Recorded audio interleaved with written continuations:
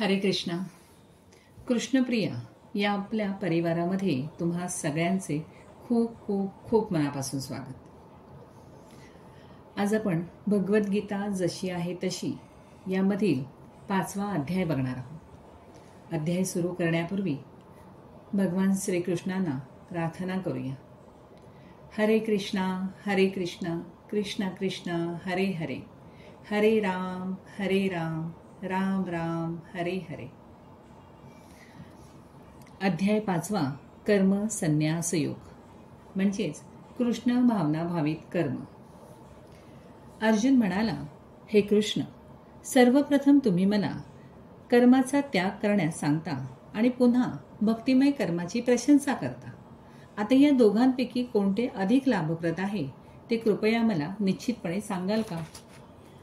श्री भगवान म्हणाले, कर्माचा संन्यास आणि भक्तिभावित कर्म असे दोन्हीही मार्ग मुक्ती देण्यास चांगले आहेत. परंतु या दोघांपैकी भक्तियुक्त कर्म हे कर्म संन्यासापेक्षाही अधिक श्रेष्ठ आहे. हे महाबाहो अर्जुन, जो द्वेष करीत नाही तसेच आपल्या कर्मफळाची आकांक्षा करीत नाही, तो नेहमी संन्यासीच असल्याचे जाणावे. सर्व प्रकारच्या द्वंद्वातून मुक्त असणारा असा मनुष्य सहजपणे भौतिक बंधन पार करून पूर्णपणे मुक्त होतो. केवळ अज्ञानी लोकच भक्तियोग भौतिक जगताच्या विश्लेषणात्मक अध्ययनापासून भिन्न आहे असे म्हणतात. वास्तविक ज्ञानी पुरुष म्हणतात की या दोन्ही मार्गापैकी कोणत्याही एका मार्गाचे चांगल्या रीतीने जो अनुसरण करतो त्याला दोन्ही मार्गाचे फळ प्राप्त होते. सांख्य योगाद्वारे प्राप्त होणारे स्थान भगवत भक्तीद्वारेही प्राप्त होऊ शकते. हे जाणून सांख्ययोग आणि भक्तियोग एकसमान असल्याचे पाहणारा मनुष्यच यथार्थ दृष्टीने पाहणारा होय. भगवत भक्तीमध्ये युक्त न होता केवळ सर्व कर्मापासून संन्यास घेतल्याने मनुष्य सुखी होऊ शकत नाही. परंतु भक्तीमध्ये युक्त असलेला मुनी विनाविलंब ब्रह्माची प्राप्ती करतो. जो भक्तिमय कर्म करतो, विशुद्ध आत्मा आहे आणि आपले मन तथा इंद्रिये संयमित करतो, तो सर्वांना प्रिय असतो आणि सर्वजण त्याला प्रिय असतात. असा मनुष्य कर्म करीत असूनही कधीच बद्ध होत नाही.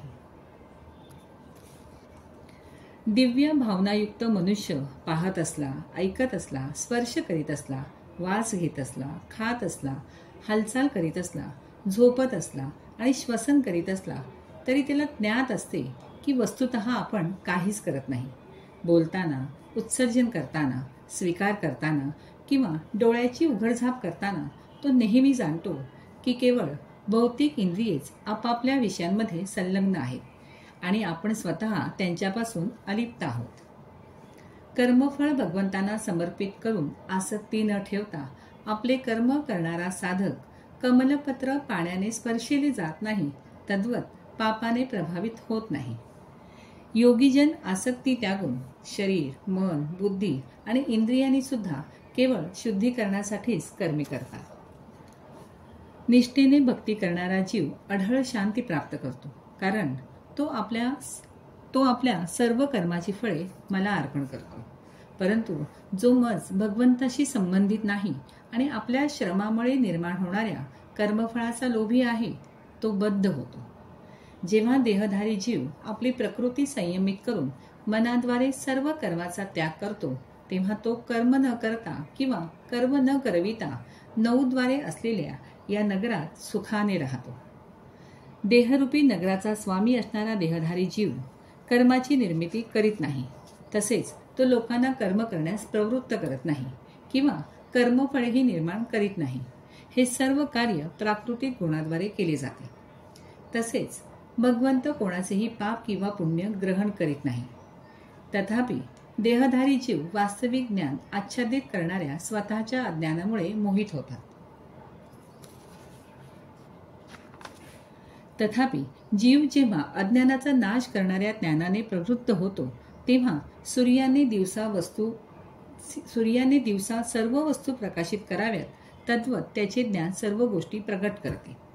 जेव्हा मनुष्याची बुद्धी, मन, निष्ठा आणि आश्रय हे सर्व भगवंतावर स्थिर होते, तेव्हा पूर्ण ज्ञानाद्वारे त्याची सर्व कल्मशे धुतली जातात आणि याप्रमाणे तो सहजच मुक्तिपथावर अग्रेसर होतो.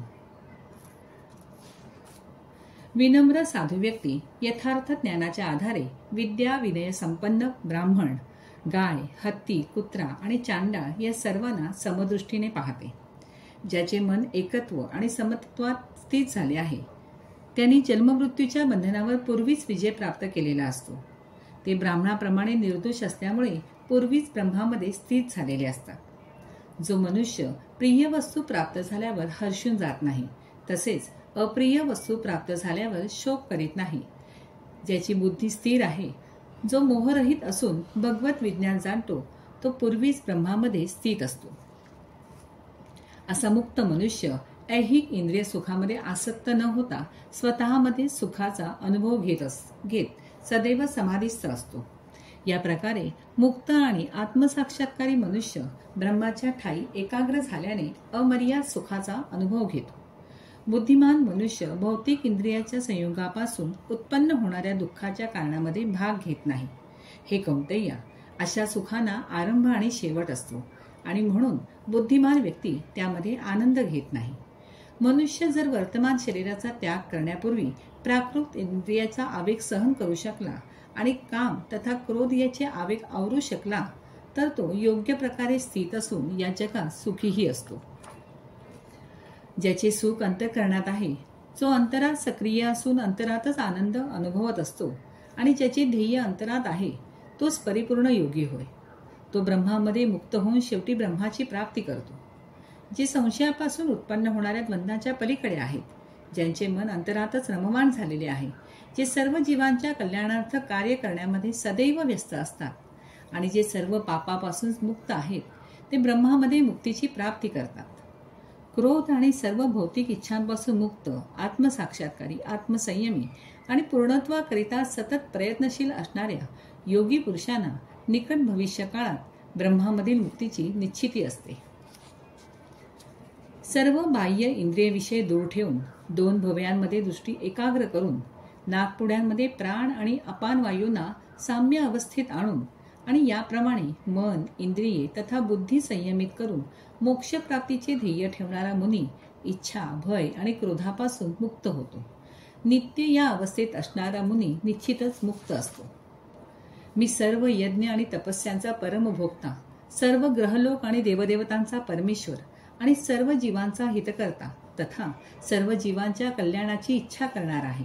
हे जाणून माझे पूर्ण ज्ञान असणारा मनुष्य सांसारिक दुःखापासून शांती प्राप्त करतो. हरे कृष्ण.